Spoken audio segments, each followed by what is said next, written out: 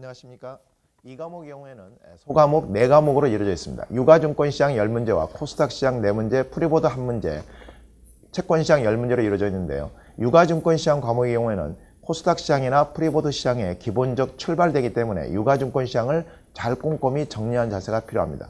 큰 테두리 안에서 보면 발행시장과 유통시장을 나눌 수가 있는데, 발행시장의 경우에 유통시장에 비해서는 출제 비율이 적지만 발행시장 부분에서는 신규 상장 요건이라든지 공모의 방법, 즉 모집과 매출에 대한 이해라든지 상장기업에 상장됐을 때 혜택 등을 잘 정리해 두시는 자세가 필요하고, 유통시장과 관련해서는 공시제도라든지 그 다음에 매매와 관련된 전반적인 제도들이 있습니다. 특히 실무에서 많이 쓰는 내용이기 때문에 그러한 매매와 관련된 부분들을 잘 정리하시는 학습 자세가 필요하다는 말씀을 드리겠고, 두 번째 코스닥 시장은 특히 유가증권 시장과의 차이점 부분들을 잘 비교하셔서 정리하는 자세가 필요합니다.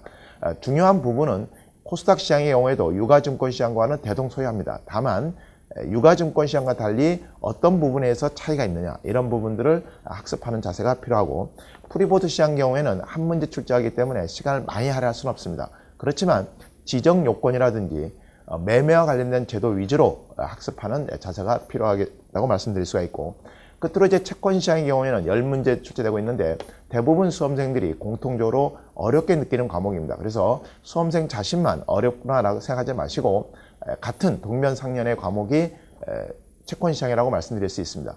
채권은 계산 문제도 한두 문제 정도 출제되는 경향을 보이고 있습니다.